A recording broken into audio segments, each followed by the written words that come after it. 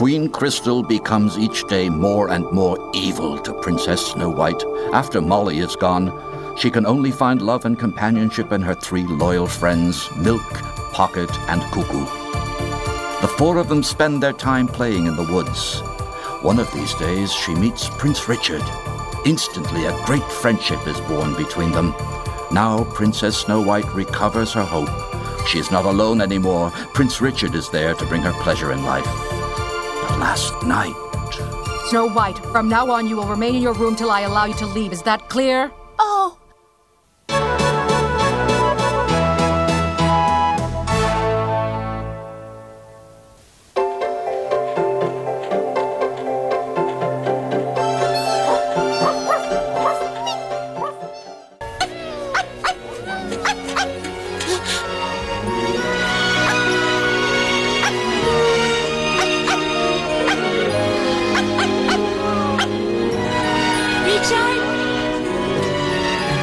Snow White?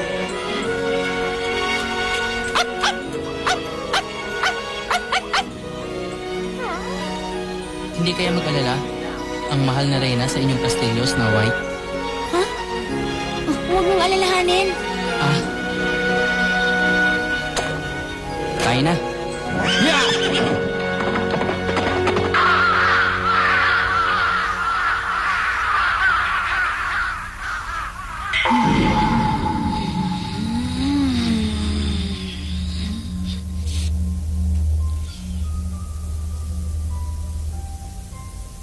Matigas din ang kanyang ulo. Sinuway niya ang utos ko. How dare you? Paglabag na di ko matatanggap. Dapat siyang maparusahan sa kanyang ginawa. Sa iyong pagbabalik, matitikman mo ang pait ng aking kapangyarihan, Snow White.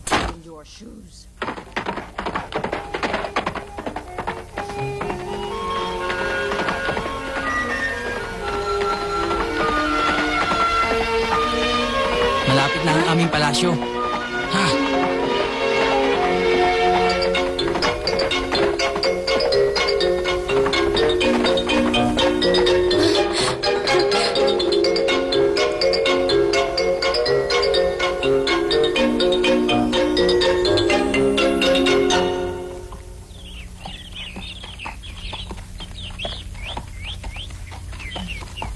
Maligayang pagdating. Pagbibigay pugay sa inyo, mahal na prinsesa.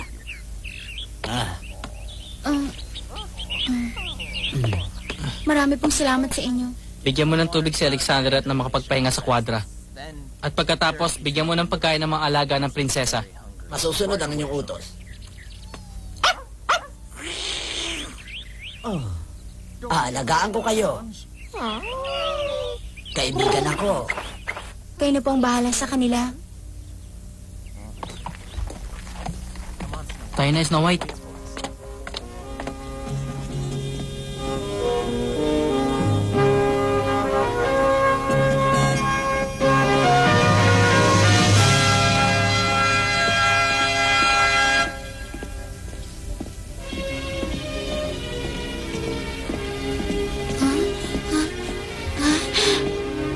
Snow White? Paumanhin, lumangha ako sa mga larawan. Tayo na.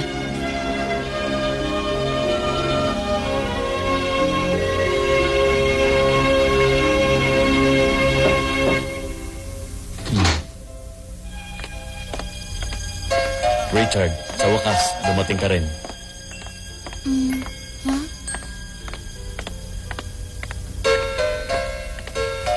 Ipinakikilala ko sa iyo ang aking ama, Haring Alberto ng Maraundo. Ama, siya si Snow White, ang prinsesa sa kaharian ng Bundok Amihan. Maligayang pagdating sa aming kastilyo. Isang karangalan ang pagdating ninyo rito, mahal na prinsesa. Isa rin pong karangalan. Mahal na Haring Alberto.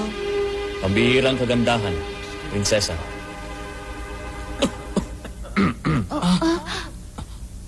Paumanin. Isa ka ngang tunay na dugong bughaw, tulad ni Haring Conrad. Kilala po ninyo ang aking ama? Oo. Ngunit matagal-tagal na ring panahon niyon. Noong unang panahon, Madalas pa ako sa mga digmaan. Sumapi ako sa alyansa ng inyong ama. Napakabait sa akin ng iyong ama na tila ba kapantay ko siya sa lipunan. Samantalang ako isang hamak na mandirigma lamang. Isa siyang magiting na hari. Kung bakit ako naririto dahil sa iyong ama, kung bakit nabubuhay pa si Haring Alberto ay utang ko sa kanya. Maaari po bang magkwento pa po kayo tungkol kay Ama? Napakabait ng iyong amang hari, mahal na prinsesa. Matulungin sa kapwa. Sa susunod mong dalaw, marami pa akong ikukwento tungkol sa iyong ama. Richard, anak, ikaw nang bahala sa ating panauhin. Opo, umasa po kayo aking ama.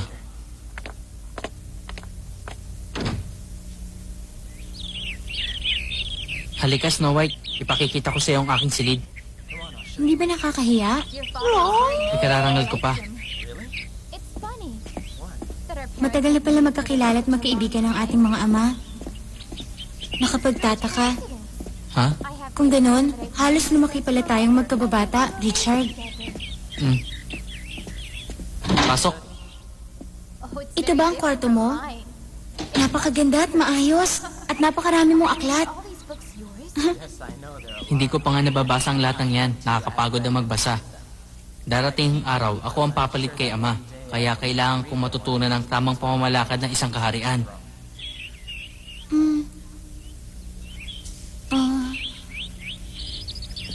Ang larawang ito, katulad ng nasa kabilang kwarto.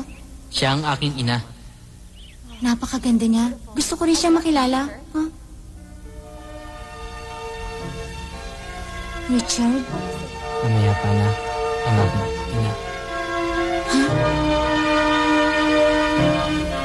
Masakitin ang katawan ng aking ina. Hindi niya makayanan ang panahon ng taglamig. Inilipat namin siya sa bandang timog kung saan mas mainit ang panahon. Pero wala rin nangyari. Isang umaga sa kanyang pagkakatulog, gigisingin siya ni ama. Ngunit hindi na siya kumibo. Wala na siya. Isa na siyang malamig na bangkay. Patawad, hindi kita dapat binigyan ng kalungkutan. Ha? Bakit, Snow White? Pareho tayo. Ha? Lumalapaan na si ina, mga 4 na taon na. Pagkatapos na akong ipinanganak.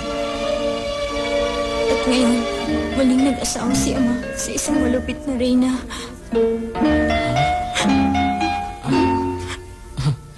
Huwag ka na malungkot, Snow White. Hindi nila tayo iniwan. Lagi sila nakasubaybay sa atin saan man tayo magpunta.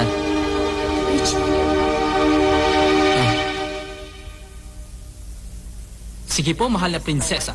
Marami pa nating liliputin sa aming kastilyo. Hahanapin natin ang mga kabog at paniki sa aming palasyo.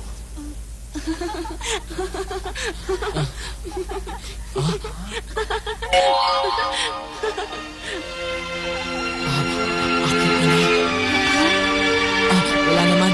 Marahil tama ka. Sa paglipas ng panahon, para tayong lumalaki tunay na magkakilala. Sana maging madalas ang ating pagkikita, Richard. Ganon din ako, Snow White.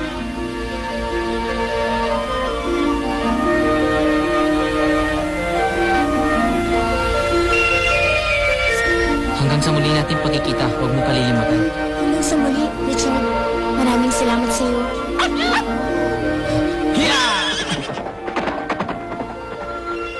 Tunay na napakabait na prinsipe itong si Richard. Kapag nagkakilala na kami ni Richard ng lubusan, maaari na akong sumama sa kanya araw-araw. Tulad ng pamamasyal natin ngayon. Hindi ba, Pocket?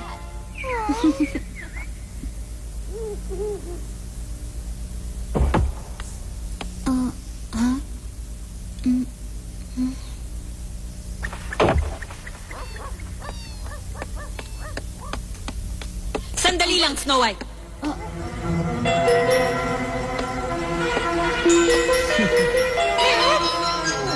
Mahal, na Reyna. Magkakaliwanagan tayo ngayon, Snow White.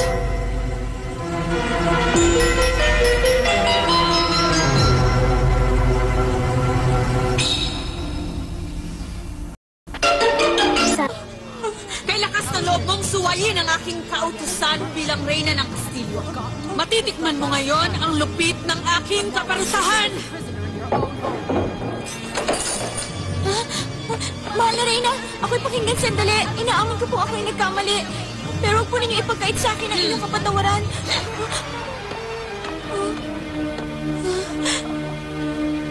Si Richard, kailan ko ulit siya makikita? Paano ang aking pangako? Maghihintay siya. Ano ang aking gagawin? Hindi na makakarating si Snow White sa tipanan nila ni Richard. Ikinandado ng Reyna ang kanyang kwarto. Isang silid na dati maaliwalas, ngayon mistulang bilangguan. Huh? Kuku! Huh?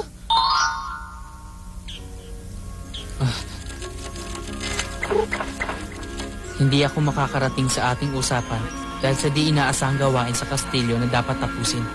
Patawarin mo ako sa ganitong pangyayari at hangad ko ang pagkikita nating muli.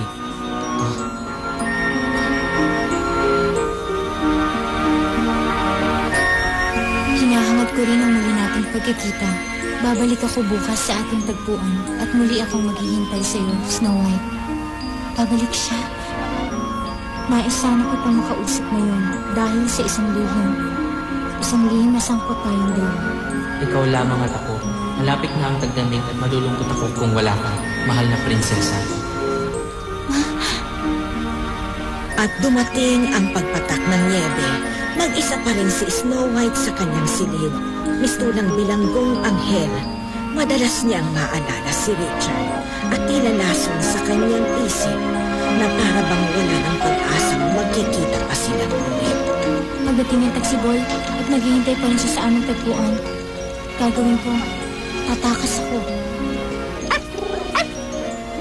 Tutulungan ninyo ako, hindi ba, Milky? Bakit?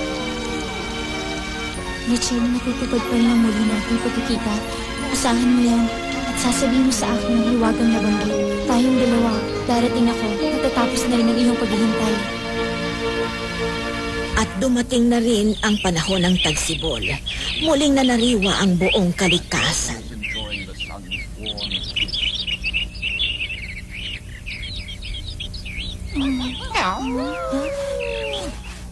Ito na ang araw na aking hinihintay.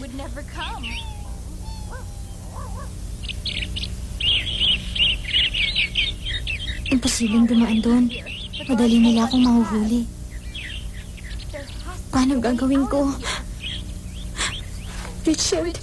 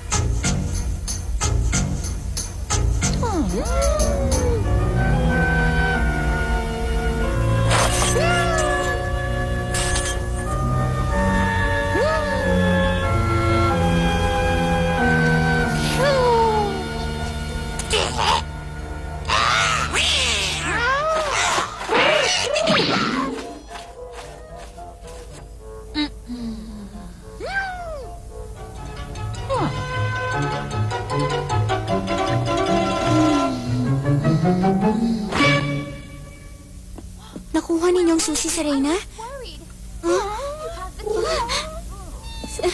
Salamat. Tunay nga kayo mga kaibigan.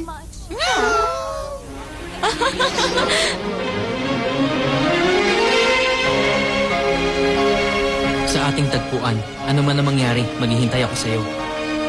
Richard.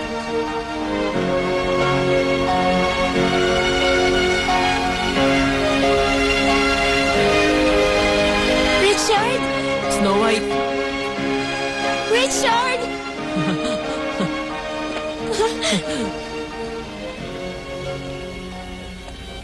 Malapit nang sumibol ang mga halaman. Oo.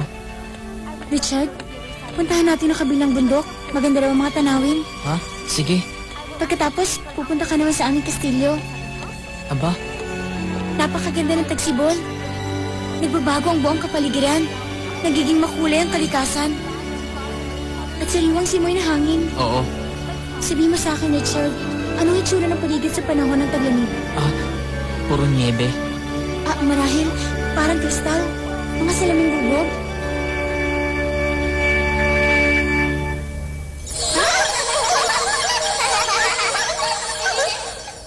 Parang mga mumunting anghel sa langit. Mga anghel sa langit? Hindi kaya ang niebe ang tahanan ng mga anghel, Richard? Marahil nga. Ngayon, Richard, maaari mo nang sabihin sa akin ang iyong lihim. Madalas akong mangarap noong panahon ng taglamig. Namamasyal tayong dalawa. Pagdalaw sa palasyo. Namamasyal tayo sa kalikasan. Richard? Dumating na ang panahon, Snow White. Hindi na tayo magkikita pa. Naging masasakitin si ama nitong nakaraang panahon ng taglamig. Ako ang papalit sa kanya bilang pinuno ng kastilyo. Kailangan kong maglakbay sa iba't ibang lugar upang ipagpatuloy ang kanyang gawain.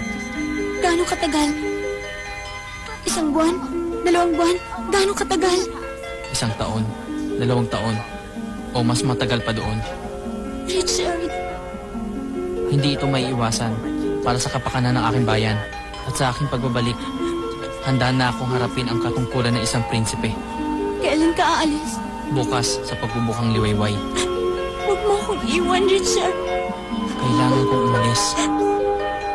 Ayoko nang mapag-isa. Tanging ang pagkakaibigan natin ang nagbibigay sa akin ng ligaya. Snow White, saan ka pupunta?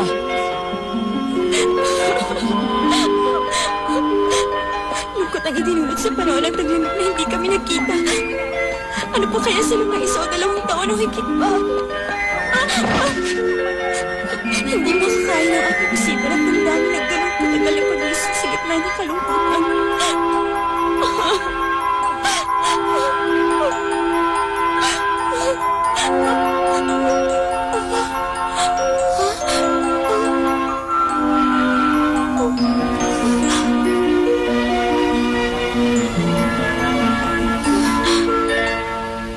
Paalam, Richard.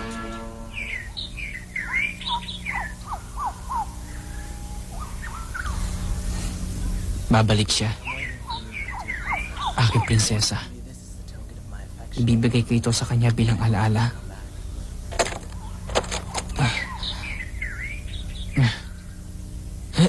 Richard, Nay! Snow White! Richard!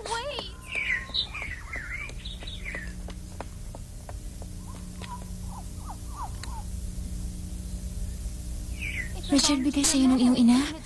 Isang alaalang pinakaingat-ingatan ko. Tanggapin mo upang sa ganoon ay maalala mo ako kahit saan ka man magpunta.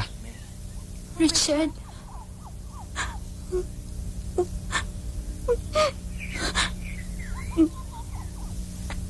Sige, mag-iingat ka. Susulat ako sa'yo. Sandali. Wala akong maibibigay sa'yo maliban dito. Salamat! Ako ang dapat na magpasalamat. Salamat. Snow White. Patawad. Gusto ko magpaalam naman ito sa aking pangunit.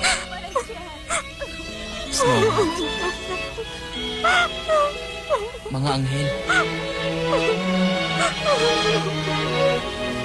Bumababa ang mga anghel upang bigyan tayo ng pag-asa.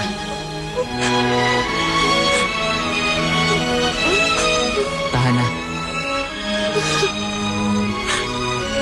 Magkikita tayong muli sa pook din ito.